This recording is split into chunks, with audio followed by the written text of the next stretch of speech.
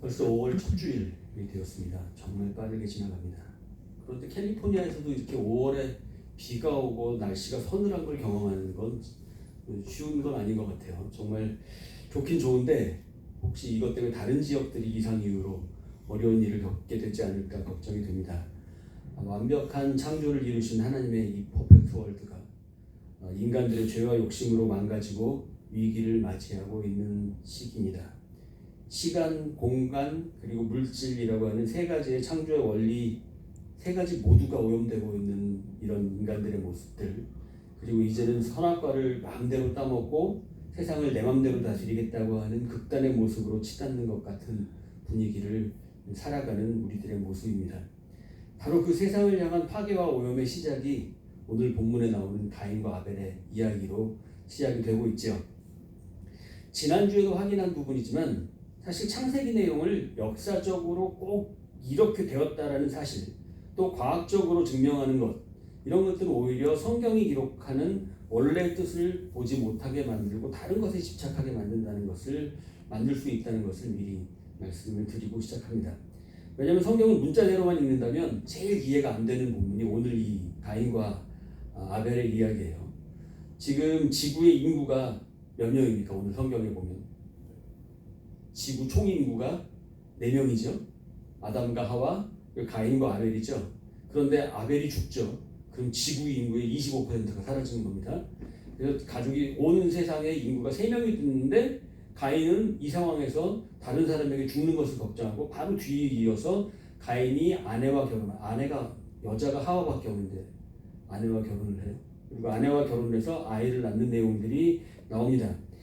이게 지금 과학적이다, 뭐 이렇게 역사적이다 이런 것들을 세세하게 생각하려고 기록한 내용이 아니에요. 전혀 보니까 그렇게 그런 것들을 따지려고 한 게 아니라 이 이야기를 통해 하고 싶은 이야기가 분명히 있는 거예요.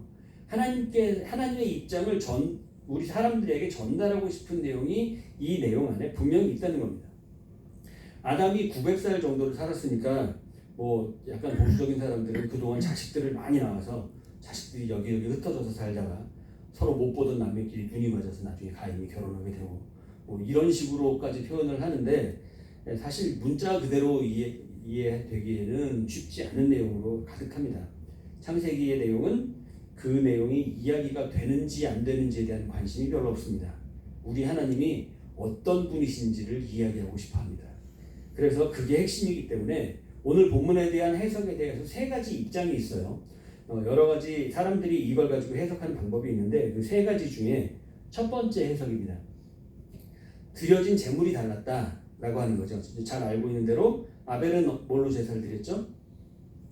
양의 첫 새끼, 그죠? 양으로 생명이 있는 것으로 제사를 드렸고 가인은 곡식으로 땅의 소산으로 드렸다. 이렇게 해서 제물이 다른 것을 가지고 이야기합니다.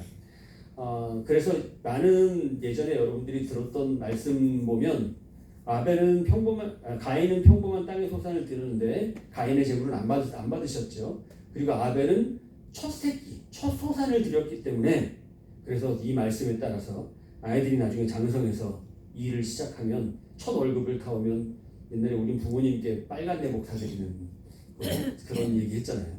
빨간 내복처럼 하나님께 월급의 첫 월급은 다 통으로 드려라. 뭐 이런 거 가르친 적이 있어요. 못 들어보셨나요? 저는 옛날에 겁도 없이 이 전도사 때 막 이런 설교를 했어요. 그래서 시험을 많이 성도들한테 줬던 그런 경험이 납니다. 아벨의 제사를 하나님이 받으셨다. 하나님이 받으시는 제사를 드려라.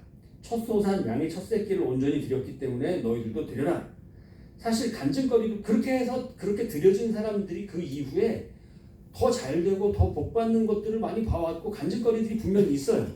그렇긴 하지만 내 월급이 앞으로 이렇게 들여서 더블로 올라가고 트리플로 올라가는 그것을 물질의 복을 받기 위해서 그렇게 드리는 것은 사실 뭔가 옳지 않은 거죠. 하나님께서 그 순진한 마음과 헌신을 받으시겠지만 양이 첫 새끼를 낳아서 그걸 드렸다고 해서 꼭 그것이 완전한 예물인가? 예전에 완전한 예물 중에 흠이 있는 예물은 드리지 못하게 되어 있었어요. 만약에 양이 첫 새끼를 낳았는데 다리를 저는 짐승이라던가 그런데 그 온전하지 못한 것을 드리는 첫 새끼니까 그걸로 드리면 또 그것도 잘못된 거죠. 아니면 곡식으로 드리는 것이 그렇게 잘못됐느냐? 사실 성경에 보면 가난한 사람들은 너희가 가난하면 곡식으로 드려라라는 규정이 있습니다. 하나님께서 가난한 사람들에게는 우리 전에 신약에도 말씀드렸지만 비둘기 한 마리 가난한 사람이 드리는 것을 그 당시에 환전했을 때 9만 원 정도라고 했잖아요. 일반 사람들이 드릴 수 없는 그런 재물들이 있는데 정말 가난한 사람들은 곡식으로 드렸다는 거죠. 그리고 또 곡식 중에 양의 첫 새끼 가격이 얼마인지 모르나 곡식 중에 정말 귀한 곡식들도 있을 수 있잖아요. 굉장히 고급 곡식이 있을 수 있으니까 그것이 꼭 저렇게 재물 때문에 재물이 다르기 때문에 하나님이 받으셨고 안 받으셨다 이런 것은 아닐 것이다 라고 그렇게 이야기합니다. 그러면 두 번째 해석의 입장이 있습니다. 아벨은 피의 제사를 드렸고 가인은 피가 없는 제사를 드렸다. 이거 참 많이 들었어요. 많은 사람들이 이렇게 해석을 했습니다. 물론 레위기 17장이나 히브리서 9장 보면 피 흘림이 없은즉 사함이 없다. 맨 아래에 나오는데 잘 보이십니까? 한번 읽어보시겠어요? 시작. 육체의 생명은 피에 있습니다. 내가 이 피를 너희에게 주어 제단에 뿌려 너희 생명을 위하여 속죄하게 하였나니 생명의 피에 있으므로 피가 죄를 속죄하느니라. 네, 피가 죄를 속하느니라 이렇게 되어 있잖아요. 그래서 피가 있어야 죄가 사함을 받는다라고 하는 입장이죠. 이 속죄제에서 나오는 이 피가 없으면 사함도 없다. 대부분의 목사님들 그리고 많은 분들의 설교가 여기 두 번째 해석의 입장을 따르지만 그러면 계속해서 해결되지 않는 이 문제, 레위기에서 공식적으로 제사의 중요한 한 방식으로 이야기하는 소제, 곡식으로 드리는 소제는 제사에서 빠졌어야 되는 겁니다. 그런데 분명히 5가지 제사를 이야기하는 레위기의 두 번째 가장 중요했던 제사 소제라고 하는 것이 핵심으로 들어가 있고 그것을 통해 죄사함을 받는 것으로 표현이 되어 있어요. 그렇게 보면 이것도 딱 옳지만은 않는다는 거죠. 가난한 자들은 고운 가루 속죄제, 속죄제 중에서도 고운 가루 속죄제라는 게 있어서 고운 가루로 곡식에 고운 가루로 속죄제를 해라라는 것도 제사 방법에 있었거든요. 그러면 여기서 더 나아가서 세 번째 방식이 또 있습니다. 창세기는 지난주에도 우리가 얘기했지만 히브리어로 기록이 됐고 8세기 이후부터 사용이 됐다 이렇게 말씀을 드렸죠. 그래서 한참 이후에 기록된 내용이기 때문에 포로 시대를 살아가는 이스라엘에게 전달하고자 했던 메시지가 있다는 것인데요. 이제 아벨의 제사는 양을 드렸기 때문에 유목민의 제사다라는 겁니다. 그리고 가인의 제사는 가나안 정착 시대를 이야기하는 그래서 농경 문화의 제사다라고 이야기하는 겁니다.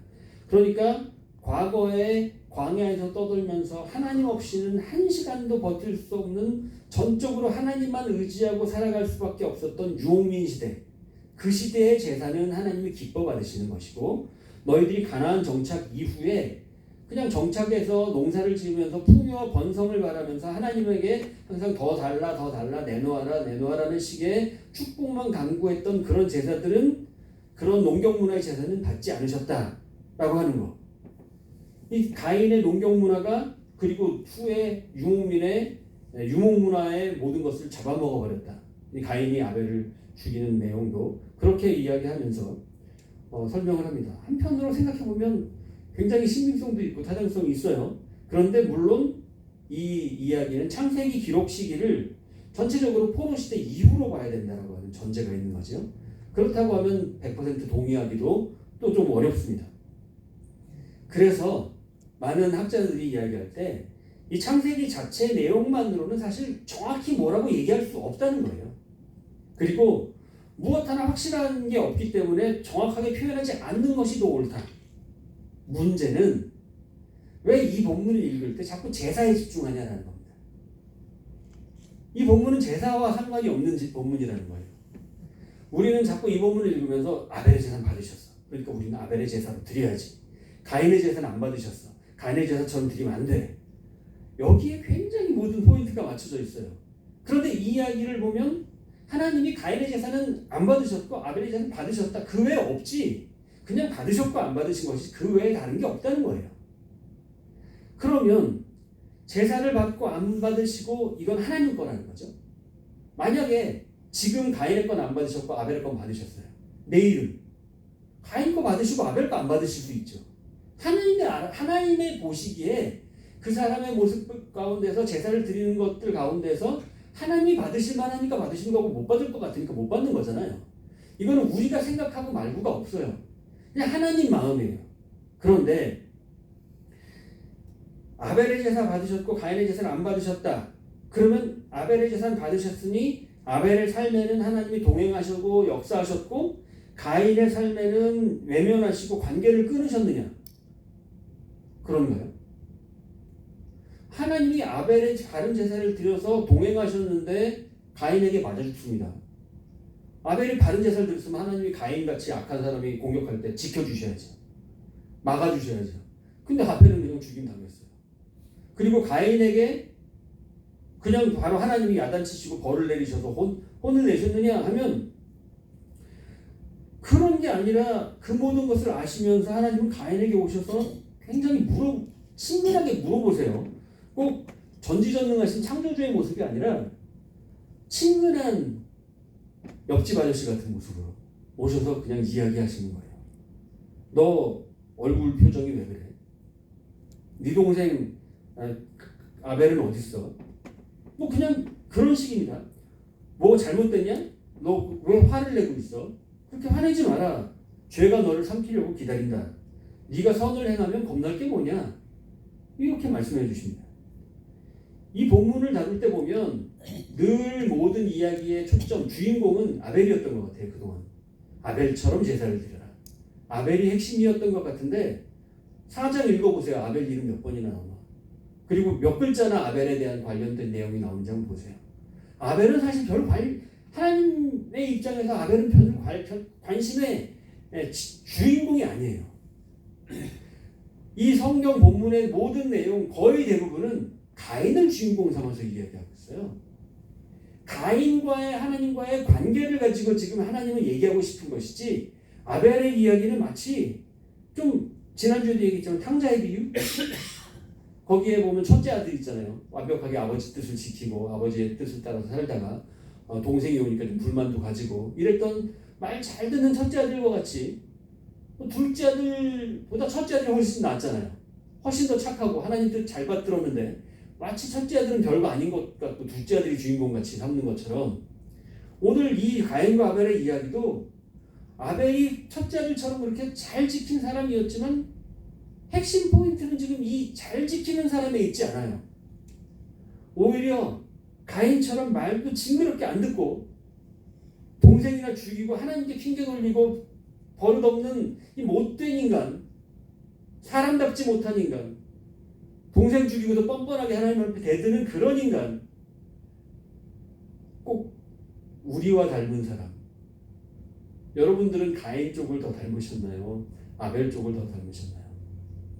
나는 아벨과 같이 깨끗하게 살아간다 쪽으로 생각이 드시나요? 아니면 나는 왜 이렇게 열심히 살려고 하는데 맨날 이렇게 실수하고 무너지고 또 죄를 짓고 또 넘어지지? 나는 왜 이렇게 내 인생이 가인 것 같지? 라고 느껴지실까요? 하나님은 지금 사람에게 이야기하고 싶은 것이 그렇게 맨날 너희 스스로 책임지고 너희 스스로 살아가려고 하는 너희 모습 가운데서는 그렇게 깨지고 맨날 실수할 수밖에 없어. 가인처럼 살아갈 수밖에 없어. 그러니 그런 가인과 같은 너희를 나는 주인공으로 삼아서 너희와 관계를 맺고 싶어. 이 이야기를 하시는 것이 오늘 본문에 있는 이야기라는 겁니다. 하나님의 관심사는 적어도 지가 잘못을 저질러 놓고 하나님 탓하면서 신경질이나 내고 다른 사람이나 해하려고 하는 못된 사람, 하나님 앞에 늘 실수하고 범죄하고 무너지는 가인의 모습. 그런데 그 모습을 똑 닮은 우리와 같은 사람들을 주인공으로 삼으시고 그들에게 관심을 두시는 겁니다. 그런 가인에 대해서 하나님은 절대 관계를 끊으시지 않았습니다. 오히려 끊임없는 죄와 허물 가운데 있는 가인에게 찾아오셔서 너 얼굴이 왜 그 모양이냐? 너를 죄짓게 하려고 어둠의 세력들이 우는 사자와 같이 너 주위에서 으르렁거리는데 네가 똑바로 살아가면 뭐가 문제겠니? 라고 하면서 방법까지 알려주고 계신 겁니다. 죄를 안 짓고 사는 것, 완전한 의인의 삶을 우리는 완벽하게 살아갈 수는 없습니다. 하지만 그 부족한 우리 모습 속에서 하나님께서 말씀하실 때 회개하고 돌이켜서 삶의 제사로 바른 길로 나아갈 때 하나님이 받으시는 제사의 모습으로 언제든지 다시 돌아올 수 있는 거죠. 그런데 그 상황 가운데서 하나님 앞에 분노하고 그 죄악을 다른 사람에게 전가하고 영향을 주면서 살아가는 것이 우리들도 그렇게 될 때 문제가 생기는 겁니다. 여기서 교회에서 이야기했던 것 중에 한 가지 문제들이 있어요. 많은 교회에서 칼빈의 이 교리 가지고 스스로는 선으로 나아갈 수 없다. 전적 타락을 이야기하면서 그렇게 이야기합니다. 우리는 선을 행할 수 없는 존재다. 하나님께서만 주셔야 선을 행할 수 있다라는 겁니다. 하나님이 그런데 오늘 성경을 읽어보니까 하나님이 네가 선을 행하면 뭐가 문제겠느냐? 선을 행해라. 그러면 걱정이 없다. 이 이야기를 하시는 거예요. 그 말은 너는 선을 행할 수 있다. 그러니 노력해봐라. 이 이야기를 하시는 거예요. 하나님께서 그렇게 말씀하시면 좀 늘 실패하지만 알겠습니다. 열심히 해보겠습니다. 이게 우리 자세로 더 옳은 일이죠. 하나님이 선으로 나아가라 하시면 네 가겠습니다. 열심히 해보겠습니다. 그렇게 응답하면 되는데 오히려 교회에서 사실 이 칼빈 기독교 강요가 성경 해석의 어떤 진리처럼 여겨져서 우리 생각들을 쇠뇌시켜 버렸어요. 그래서 선을 행하는 것도 하나님이 주셔야 하는 것이고 우리 스스로는 전적으로 타락해서 아무런 선을 행할 수 없다라고 하는데 아무리 봐도 꼭 그렇지만은 않은 것 같습니다. 우리의 선을 행하려는 의지 그리고 하나님이 이끄시는 것이 손을 맞잡을 때 이루어지는 것 그것이 하나님과 우리의 역사들이죠. 선을 행하지 못하는 것은 그러면 하나님이 안 주셔서 그런 거니까 하나님이 잘못하신 것이 우리는 아무 책임이 없습니다. 우리가 잘못을 저질러 놓고도 하나님이 선을 안 주셔가지고 나를 이렇게 만드세요 라고 핑계댈 수 있는 여지가 생겨버리니까 이것은 잘못된 거죠. 마치 귀신론 한국에서 귀신론을 이야기하는 그 사람들이 이야기할 때 우리들이 죄를 저지르는 것은 귀신이 꼬드겨서 저지른 것이다. 그러니 귀신을 잡으면 된다. 우리는 잘못한 게 하나도 없어요. 귀신이 우리를 그렇게 끌고 간 거니까. 이게 굉장한 이단이 돼버린 거죠. 그것처럼 우리 스스로가 선을 행하고 악을 행하는 부분에 있어서 스스로에 대한 책임들이 있는 것인데 이것을 다른 쪽에 책임을 돌려버리고 우리는 아무것도 아닌 것처럼 해버리면 굉장히 위험스러운 모습을 만들어버리는 거죠. 자기 스스로 책임을 지지 않는 인간의 모습을 만드는 것이기 때문에 하나님이 전적으로 타락한 상태로 그러면 내버려 두셨고 우린 하나님 구원만 기다리는 존재라는 것은 종교개혁 시대에 이렇게도 생각해보고 저렇게도 주장하면서 진리를 찾아갔던 그런 시기에 나온 이야기였고 이것 자체를 가지고 계속해서 우리가 진리로 붙들고 있을 수는 없는 겁니다. 진리는 변하는 게 아니고 그 시대를 살아가는 사람들의 생각과 가치관, 세계관들에 따라서 달라지고 있는 것이기 때문에 진리는 굳게 붙들고 상황들에 있어서 우리가 그 진리 가운데서 판단하는 것이 대단히 중요한 거죠. 본문으로 돌아가서 가인이 마치 분노 조절 장애가 있는 사람처럼 하나님이 제사를 받지 않으신 것에 대해서 대단히 분노했습니다. 이 모습을 보면 나는 잘 살아가고 있는데 내가 뭘 그렇게 잘못했냐. 소위 이게 자기를 돌아보는 능력, 메타인지라고 하는데 내가 어떤 것이 부족한지 내가 무엇이 잘못됐는지를 돌아볼 줄 모르는 그런 교만에서 나온 행동이라는 거죠. 내 모습이 뭐가 그렇게 문제나? 왜 하나님이 내 제사를 안 받으셨어? 이렇게 생각하면서 자기를 깊이 돌아볼 줄 아는 자기 성찰, 자기 복귀가 없습니다. 그런 사람에게서 등장하는 게 이 분노 조절 장애라는 거죠. 거절을 당해본 적이 없는 사람들이 사실 사회에서 굉장히 문제를 많이 일으킵니다. 건강하게 어렸을 때부터 거절을 경험해본 사람들이 사회에서 겪는 많은 거절들을 해결할 수 있고 그 거절을 통해서 자기를 반성하고 더 좋은 길을 찾아갈 수 있는 방법을 찾게 됩니다. 그런데 요즘에 어렸을 때부터 거절을 교육시키지 않는 부모들이 굉장히 많아요. 아이들이 잘못을 저지르면 거기에 대해서 단호하게 거절하고 그렇게 하면 안 돼 라고 하는 거절들을 교육시키는 게 굉장히 중요한데 이 거절을 받지 않고 전에 한국에서 겪었던 일인데 슈퍼마켓에서 거기 직원이 아이 보고 이거 잠깐 줄래? 계산해 줄게 라고 했더니 옆에 있는 엄마가 불같이 화를 내면서 당신이 뭔데 우리한테 반말을 하냐 이러고 싸우더라고요. 이제 아이들에 대한 우리 애는 그런 당신 같은 사람에게 이런 취급을 받고 반말을 들을 이런 존재가 아니다. 이런 식으로 나오는 거예요. 제가 보고 있다가 사고 칠 뻔했어요. 그런 상황들을 만들면서 아이들을 거절하지 않는 아이들을 자라게 했을 때 어떻게 되느냐? 요즘 한국 정치를 볼 수 있게 되는 것 같더라고요. 늘 1등하고 그래서 늘 칭찬만 받고 거절당해 본 적이 없이 내가 하는 대로 다 세상이 마음대로 돌아가는 상황을 만들었던 사람들이 저지르는 일들을 보면 지금 주어지고 있는데 부모들이 거절시키지 않은 모습들이 이렇게 높은 위치가 되면 다른 사람들의 어떤 지위를 가지고 있는 위치가 되면 굉장히 위험스러운 역할들을 할 수 있다는 것을 보게 됩니다. 결국 그 이유를 이 사람들이 문제가 뭐냐면 이유를 자기 스스로에서 찾질 않아요. 나는 잘못을 안 저지른다는 거죠. 나는 실수하지 않아. 나는 잘못이 없어라고 늘 생각하고 그 이유들을 다른 곳에서만 찾습니다. 그렇기 때문에 다른 대상을 찾아내면 그것을 제거하는 쪽으로 방향을 찾고 약한 대상들, 특히 약하고 힘없는 대상을 찾아서 거기에 분노를 표출합니다. 가인이 딱 그렇게 한 거죠. 그렇게 동생 아벨을 죽이고는 하나님이 물어보시니까 내가 내 동생이라 지키는 자입니까? 그 잘난 동생 그렇게 챙기셨으니까 한번 잘 찾아보시던가 이러고 나오잖아요. 가인이. 나는 아벨을 죽일만 했고 그 살인에는 하나님의 책임이 있다. 하나님이 왜 내 건 안 받으시고 아벨 것만 받으셨어? 하나님 책임이 있지 않으시냐? 라고 하면서 자기를 합리화하고 객관화하고 있습니다. 여기에서 하나님이 정확히 말씀하시죠. 네 아우의 핏소리가 땅에서부터 들린다. 라고 말씀하십니다. 이 핏소리가 땅에서부터 들린다. 이게 어디서 또 듣던 이야기예요. 성경이 제일 먼저 기록된 책이 무엇일까요? 66권 중에서. 다 창세기로 알고 계십니까? 제일 먼저 기록된 책은 출애굽기라고 되어 있어요. 이스라엘 백성이 고난 가운데서 살다가 노예로 살아가다가 하늘을 향해 부르짖었더니 그 부르짖음을 응답하셨던 하나님. 이 땅에서부터 부르짖는 부르짖음에 대한 이야기가 인간의 서로 억눌리고 짓밟는 이야기의 첫 번째 이야기에서 다시 등장합니다.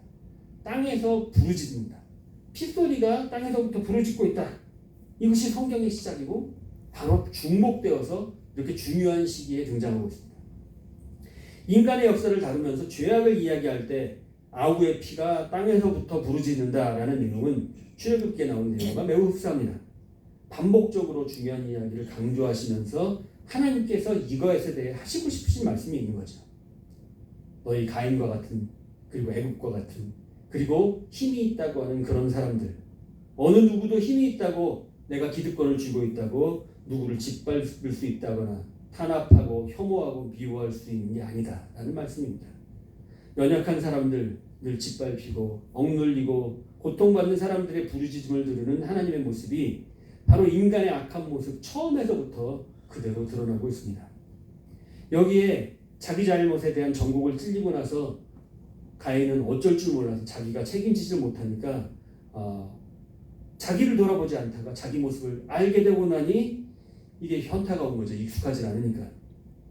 자기 행동들에 대해서 철저히 무책임했고 그 대가를 치를 일이 나는 없다고 생각하다가 막상 그 상황이 닥치게 되면 견딜 수가 없는 겁니다. 우리가 아까 미뤄둔 내용 중에 아벨의 제사를 받으시고 가인의 제사는 받지 않으셨다는데 창세기 안에서는 이유를 전혀 찾을 수 없었다 그렇게 말했습니다. 그런데 히브리서에는 한마디 다른 게 있긴 있어요. 아벨은 믿음으로 제사를 드렸다. 이렇게 히브리서 11장에 나오는 내용이죠. 믿음으로 제사를 드렸다. 그러면 가인은 믿음으로 제사를 드리지 못했다라는 건데 뭐가 믿음으로 드리는 거고 뭐가 믿음으로 드리는 게 아닐까요? 믿음은 대체 뭘까요? 그냥 믿어. 난 믿어져. 뭐 이런 그런 거 가지고 붙드는 그런 내용이 아니라는 겁니다.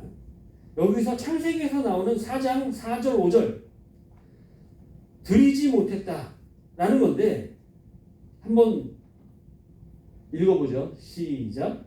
아벨은 자기도 양의 첫새 피와 그 기름으로 드렸더니 여호와께서 아벨과 그의 제물은 받으셨으나 가인과 그의 재물은 받지 아니하신지라 가인이 몹시 분하여 안색이 변하니. 자세히 보니까 재물을 받고 안 받고의 문제가 아니었어요. 가인과 그의 재물이었고 아벨과 그의 재물이었어요. 재물이 아니라 가인과 그의 재물, 아벨과 그의 재물이에요. 이 재물은 그 사람이에요. 재물이 중요한 게 아니라 사람의 모습이 중요한 거였어요. 그것이 이제 믿음이라고 표현되는 것인데 그 믿음의 표현이 무엇이냐라는 거죠. 가인은 못생겼고 아벨은 잘생겼다. 그럼 하나님이 받으셨다면 그건 정말 화를 날만 하지만 그러나 하나님은 외모로 보시는 분이 아니죠. 조금만 마음에 안 들면 동생이라도 해야 할 수 있고 나보다 약하면 짓밟을 수 있고 하나님이 창조하신 아름답고 완벽한 모든 사람들을 구분짓고 혐오하고 있는 가인 같은 모습은 하나님이 받으시지 않는 거죠. 이런 자의 모습, 이런 자의 재물은 받으실 수도 없는 겁니다. 그런가 하면 아벨이 어떤 모습인지는 나오지 않았지만 반대로 생각했을 때 적어도 아벨은 약한 사람, 가난한 자의 편에 섰던 사람으로 보여지는 거죠. 조금이라도 마음에 안 들면 동생이라도 해야 할 수 있고 나보다 약하면 짓밟고 다른 사람들 구분짓고 혐오했던 그런 가인의 모습, 늘 실수하는 모습, 그리고 하나님께 책임을 돌렸던 유전적인가요? 이게 아담도 그랬잖아요. 하와도 그랬고 하나님이 만들어주신 뱀, 하나님이 만들어주신 여자가 먹으라고 해서 먹었잖아요 라고 하나님께 책임을 돌렸던 것처럼 이 가인도 유전적으로 하나님께 책임을 돌리고 있는 겁니다. 하나님을 향한 불평과 원망을 쏟아내고 있는 거죠. 하나님이 아벨을 받아주시는 바람에 아벨의 제사를 받아주시는 바람에 사실 아벨은 죽은 겁니다. 아벨의 제사를 차라리 안 받아주셨다면 아벨은 안 죽었을 텐데 만약 이 상황에 예수님이 그 아벨의 위치에 있었다면 예수님은 어떻게 됐을까요? 가인은 예수님을 죽이려고 하지 않았을까요? 지금 가인이 들고 있는 돌멩이 대신에 예수님 시대에 그들은 망치와 못을 들고 있었습니다. 그리고 십자가에 못 박으라고 소리쳤던 사람들, 그 위에서 한번 내려보라고 조롱했던 사람들의 모습은 가인의 모습과 그대로 오버랩됩니다. 그들에게 힘없이 억울하게 상처입고 다치고 짓밟히고 죽어가던 연약한 아우들의 핏소리를 대신해서 우리 주님은 다시 죽임을 당하시면서 그 죄를 용서해 주시려고 가인을 붙들고 계시는 그 우리 주님의 사랑이 보이십니까? 그 못된 가인의 죄악일지라도 깨닫고 돌이켜서 주님 앞에서 용서를 구하는 그를 품으시고 다른 사람들이 손대지 못하도록 지켜주실 것이라는 약속의 말씀은 오늘 바로 그 가인과 똑같이 살아가는 우리에게 그대로 적용이 됩니다. 그리고 선을 행하여 그 약하고 힘없는 자들을 위해 대신 십자가를 지고 삶을 나누며 살아가라고 말씀하십니다. 그것이 하나님이 받으시는 제사입니다. 믿음으로 드리는 제사, 믿음으로 아벨은 가인보다 더 나은 제사를 하나님께 드림으로 의로운 자라 하시는 증거를 얻었으니 하나님이 그 예물에 대하여 증언하시니라. 그가 죽었으나 그 믿음으로써 지금도 말하느니라. 지금도 말씀하고 있는 의로운 자라 하시는 증거를 얻는 더 나은 제사는 우리가 예배 시간에 드리는 자세, 봉사에 대한 열심, 하나님을 향한 봉헌, 헌신도 있겠지만 삶 가운데서 나보다 약한 사람들을 돌보고 섬기면서 하나님 완전하게 창조하시는 사랑의 세계를 위해서 여태까지 살아왔던 우리의 모습들, 가인과 같은 다툼과 미움, 분노와 폭행들을 이제는 내려놓는 것입니다. 그것이 우리의 삶의 예배이고 그것이 우리의 예배를 하나님이 받으시는 조건이 될 것입니다. 예배가 삶의 예배가 무관하고 세상에 뒤치다거리만 하는 예배가 될 때 그것은 가인의 예배밖에 될 수가 없습니다. 하지만 늘 부족한 모습으로 드리는 우리 예배 가운데서 주님은 또 찾아와 주시고 이제 그래서 깨달았다면 어떻게 돌아서야 할 것인지에 대해 말씀해 주실 것입니다. 그리고 그런 우리를 세상 가운데서 해를 당하지 않도록 우리 산성이 되어주시고 요새가 되어주시고 소망이 되주셔서 우리의 힘과 능력이 되주실 것입니다. 그리고 또 다른 가인들의 폭력 앞에서 늘 고통받고 있는 다른 연약하고 소외되며 배제당하는 안타까운 영혼들을 위한 아벨의 제사로 나아가도록 선으로 이끌어 주실 것입니다. 이 이끄심의 손길을 맞잡고 거룩한 하나님의 백성들로 든든히 세워지는 토니엘 되시기를 주님의 이름으로 축원합니다.